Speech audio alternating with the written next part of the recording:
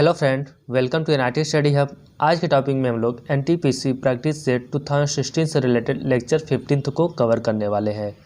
तो चलिए स्टार्ट करते हैं दोस्तों आज का सेशन। जैसा कि पहला क्वेश्चन हमारा है, साइंस से रिलेटेड क्वेश्चन पूछा गया है एनटीपीसी में। तो पहला क्वेश्चन क्या है हमारा दोस्तों, C6H6 क्या है। तो दोस्तों इसका आंसर हो जाएगा ऑप्शन नंबर सी, बेंजीन है। ठीक है, C6H6 जो है कि यह बेंजीन का फार्मूला होता है।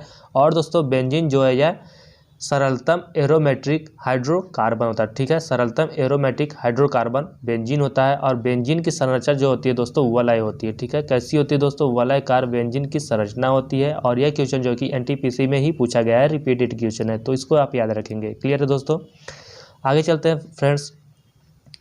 भूटान की राजभाषा कौन सी है। तो दोस्तों इसका आंसर हो जाएगा ऑप्शन नंबर सी, जोगखा। ठीक है, भूटान की राजभाषा जोगखा है। और यहाँ की मुद्रा का नाम है न्यूलट्रम, न्यूलट्रम। ठीक है, भूटान की जो आपकी मुद्रा है न्यूलट्रम है। और यहाँ की राजभाषा है जोगखा। यदि हम बांग्लादेश की बात करें तो दोस्तों बांग्लादेश की राजधानी ढाका है और यहाँ की मुद्रा टका है। ठीक है, और चीन की राजधानी बीजिंग है, यहाँ की मुद्रा युआन है। तो जो है दोस्तों भारत के जितने भी पड़ोसी देश हैं उनसे रिलेटेड जो भी क्वेश्चन आपके बनते हैं उसको भी आप याद करके जाइएगा, एनटीपीसी एग्जाम के लिए बहुत महत्वपूर्ण है। तो फ्रेंड्स क्वेश्चन नंबर 3 हमारा है, प्रचुर मात्रा में उपलब्ध ज्वलनशील प्राकृतिक गैस कौन सी है। तो दोस्तों इसका आंसर हो जाएगा option number B, methane gas जो है यह प्रचुर मात्रा में उपलब्ध ज्वलनशील प्राकृतिक गैस है। और दोस्तों मेथेन गैस को ही मार्स गैस के नाम से जाना जाता है। ठीक है दोस्तों, मार्स गैस के नाम से मेथेन गैस को जाना जाता है। और फ्रेंड्स मेथेन जो गैस है यह धान के खेत में भी उत्पन्न होता है। तो यहाँ से क्वेश्चन पूछा जाता है कि वह कौन सी गैस है जो धान के खेत में उत्पन्न होती है। तो आपका मेथेन या मार्स गैस ही धान के खेत में उत्पन्न होता है। ठीक है, तो इसको आप याद रखिएगा, बहुत महत्वपूर्ण है आपके आने वाले एग्जाम के लिए।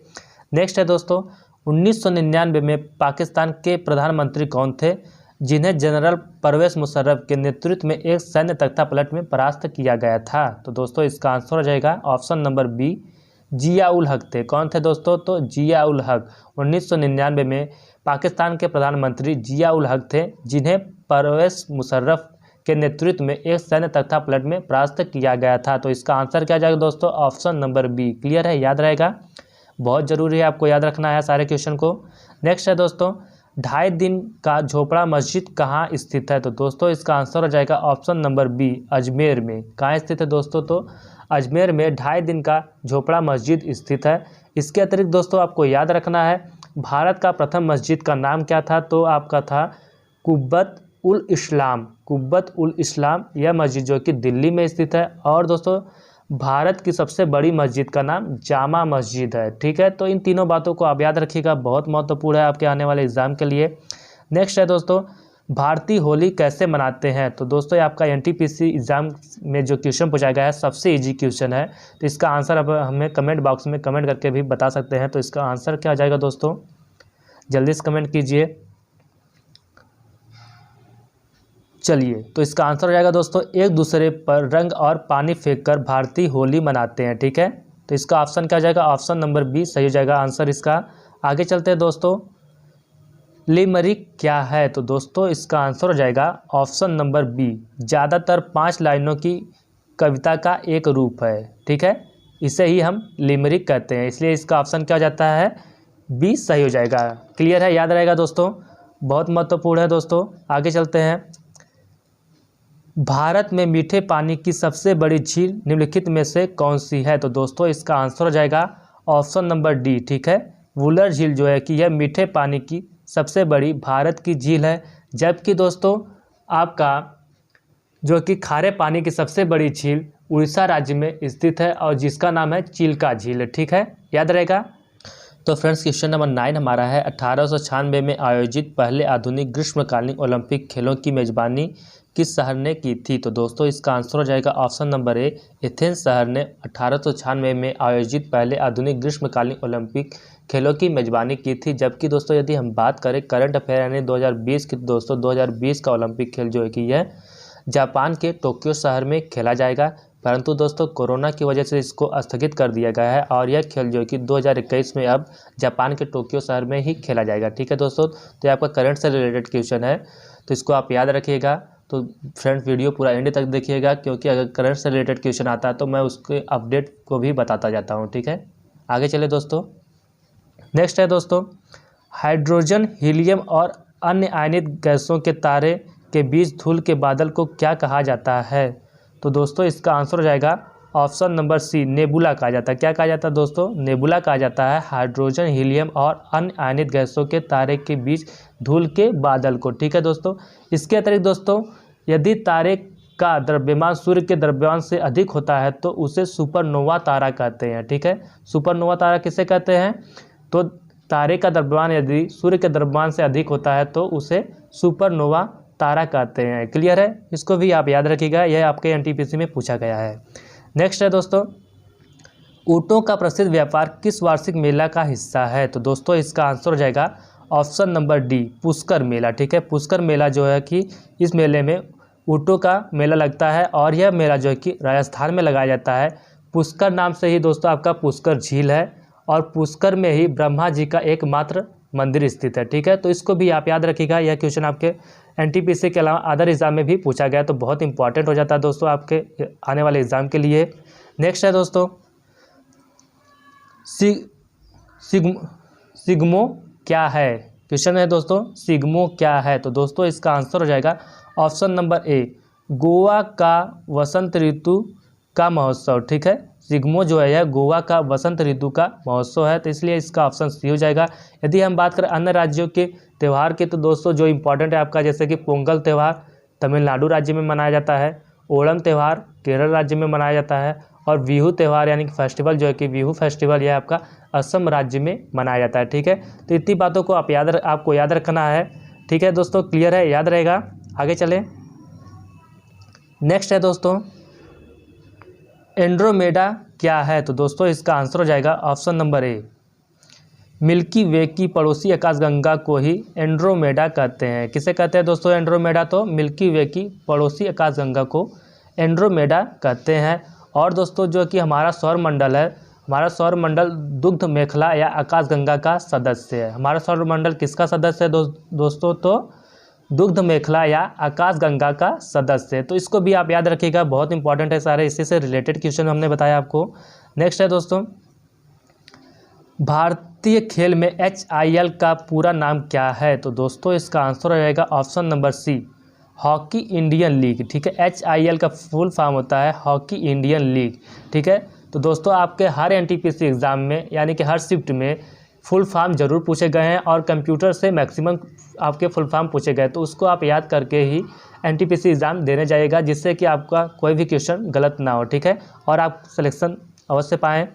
नेक्स्ट है दोस्तों, अर्नियोलॉजी किसका अध्ययन है? तो दोस्तों इसका आंसर हो जाएगा ऑप्शन नंबर बी। ठीक है, अर्नियोलॉजी में सपनों का अध्ययन किया जाता है। किसका अध्ययन किया जाता है दोस्तों? तो सपनों का अध्ययन अर्नियोलॉजी में किया जाता है। क्लियर है, याद रहेगा, बहुत महत्वपूर्ण था यह क्वेश्चन। आगे चलते हैं दोस्तों,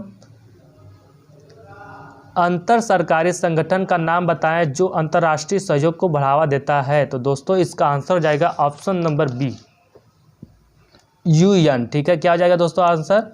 UN जो है यह अंतर्राष्ट्रीय संगठन का नाम है और यह अंतर्राष्ट्रीय सहयोग को बढ़ावा देता है। ठीक है, UN की स्थापना दोस्तों 1945 ईस्वी में हुई थी और इसके प्रेजेंट टाइम में जो देश सदस्य हैं आपके हैं 194। क्लियर है, इन सब बातों को आप याद रखिए। आगे चलते हैं दोस्तों, हाल ही में अंटार्कटिका में बर्फ़ के नीचे छिपी हुई किस चीज़ की खोज हुई थी? तो दोस्तों इसका आंसर हो जाएगा ऑप्शन नंबर सी, एक बहुत बड़ी घाटी की प्रणाली और झील की खोज हुई थी अंटार्कटिका में बर्फ़ के नीचे।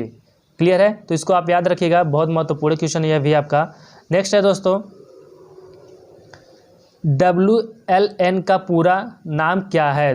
तो दोस्तों इसका आंसर हो जाएगा ऑप्शन नंबर ए। ठीक है, वायरलेस लोकल एरिया नेटवर्क। क्या हो जाएगा दोस्तों? वायरलेस लोकल एरिया नेटवर्क जो होता है WLAN का फुल फॉर्म होता है। तो यह आपका जो है कि कंप्यूटर से रिलेटेड क्वेश्चन पूछा गया है, तो हमने अभी ऊपर ही डिस्कस किया कि जितने भी आपके फुल फॉर्म है आप याद करके जाइएगा। मोस्टली आपका कंप्यूटर से रिलेटेड क्वेश्चन जो कि फुल फॉर्म पूछा जाता है। ठीक है, नेक्स्ट है दोस्तों, भारत का बाल सर्जन यानी कि चाइल्ड सर्जन किसे कहा जाता है? तो दोस्तों इसका आंसर हो जाएगा ऑप्शन नंबर ए, आकृति प्राण जायसवाल को। ठीक है, आकृति प्राण जायसवाल को भारत का बाल सर्जन कहा जाता है।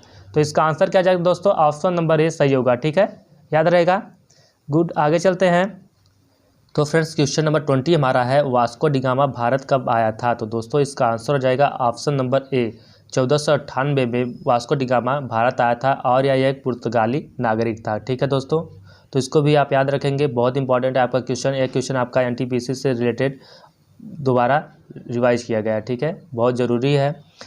नेक्स्ट है दोस्तों, 1553 में बनाया गया बाइनरी इलेक्ट्रॉनिक अनुक्रम कैलकुलेटर क्या है? तो दोस्तों इसका आंसर हो जाएगा option number A, electronic computer. ठीक है, 1553 ईस्वी में बनाया गया बाइनरी इलेक्ट्रॉनिक अनुक्रम कैलकुलेटर जो है कि यह एक प्रकार का इलेक्ट्रॉनिक कंप्यूटर है, तो इसलिए इसका ऑप्शन क्या हो जाएगा? Answer A. क्लियर है। नेक्स्ट है दोस्तों, धर्म का विपरीत क्या है? तो दोस्तों इसका आंसर हो जाएगा ऑप्शन नंबर ए, अधर्म। ठीक है, धर्म का विपरीत होता है आपका अधर्म होता है। क्लियर है, काफ़ी इजी क्वेश्चन था यह। नेक्स्ट है दोस्तों, निम्नलिखित में से कौन कभी भी भारत का उपराष्ट्रपति नहीं रहा है? तो दोस्तों इसका आंसर हो जाएगा ऑप्शन नंबर बी। ठीक है, एपीजे अब्दुल कलाम जी जो है यह भारत के कभी भी उपराष्ट्रपति नहीं रहे हैं और इनको मिसाइल मैन के नाम से भी जाना जाता है। बाकी आपके 3 लोग जो है कि मोहम्मद हामिद अंसारी, रामास्वामी वेंकटरमण और शंकर दयाल शर्मा, यह तीनों लोग भारत के उपराष्ट्रपति रहे हैं। ठीक है, तो इनको आप याद रखिएगा, बहुत महत्वपूर्ण है। नेक्स्ट है दोस्तों, किस पौधे का वैज्ञानिक नाम सोलेनम ट्यूबरोसम है? क्या नाम है दोस्तों? सोलेनम ट्यूबरोसम किस पौधे का वैज्ञानिक नाम है? यह क्वेश्चन आपका पूछा गया है, तो इसका आंसर हो जाएगा दोस्तों ऑप्शन नंबर ए। ठीक है, आलू। ठीक है, आलू का जो वैज्ञानिक नाम है सोलेनम ट्यूबरोसम है, याद रहेगा। नेक्स्ट है दोस्तों, मालगुडी डेज किस भारतीय लेखक के कार्यों पर आधारित है? तो दोस्तों इसका आंसर हो जाएगा ऑप्शन नंबर सी। ठीक है, आर.के. नारायण जी जो हैं इनके कार्यों पर मालगुडी डेज पुस्तक जो है कि आधारित है। इसके अतिरिक्त दोस्तों आर.के. नारायण जी की जो पुस्तक है द डार्क रूम गाइड और my days, the dark room guide और माय डेज के पुस्तक के लेखक आर.के. नारायण जी हैं। ठीक है, याद रहेगा दोस्तों। आगे चलते हैं दोस्तों, +91 किस राष्ट्र का कंट्री कॉलिंग कोड है? तो काफ़ी इजी क्वेश्चन है यह भी आपका, तो इसका क्या आंसर हो जाएगा दोस्तों? ऑप्शन नंबर सी, भारत का। ठीक है, भारत का जो आपका कॉलिंग कोड है वो आपका है +91। क्लियर है, याद रहेगा।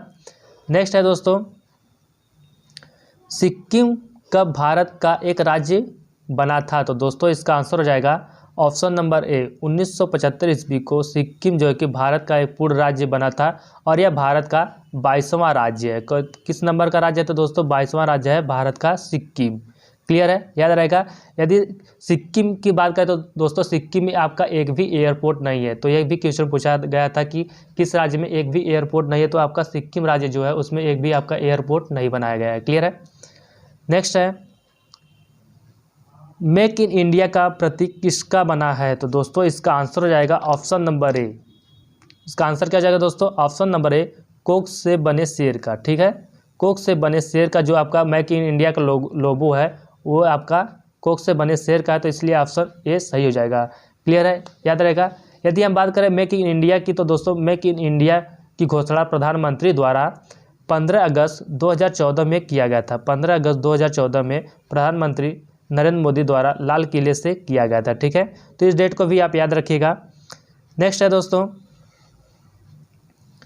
द्विसदनी विधानसभा का मतलब क्या है? तो दोस्तों इसका आंसर हो जाएगा ऑप्शन नंबर सी, विधायकों को 2 अलग विधानसभाओं में बांटा जाता है। ठीक है, द्विसदनी विधानसभा का मतलब क्या होता है दोस्तों? तो विधायकों को 2 अलग विधानसभाओं में बांटा जाता है, तो इसलिए इसका आंसर क्या जाएगा? ऑप्शन नंबर सी। क्लियर है, याद रहेगा दोस्तों। नेक्स्ट है दोस्तों, सहिष्णुता के अभ्यास में उसका दुश्मन ही उसका सबसे अच्छा शिक्षक होता है, यह शब्द किसने कहे थे? तो दोस्तों इसका आंसर हो जाएगा ऑप्शन नंबर डी। ठीक है, दलाई लामा ने यह शब्द कहे हैं। और दोस्तों दलाई लामा जो है यह तिब्बत के लोगों के आध्यात्मिक गुरु हैं। ठीक है, और इनको दोस्तों 1989 ईस्वी में शांति के लिए नोबेल प्राइज़ दिया गया था। ठीक है, तो यह क्वेश्चन आपका पूछा है कई बार, आपका एनटीपीसी में भी रिपीटेड क्वेश्चन है कि दलाई लामा जी को किस वर्ष नोबेल पुरस्कार दिया गया था। तो दोस्तों 1989 ईस्वी में। ठीक है, आगे चलते हैं दोस्तों।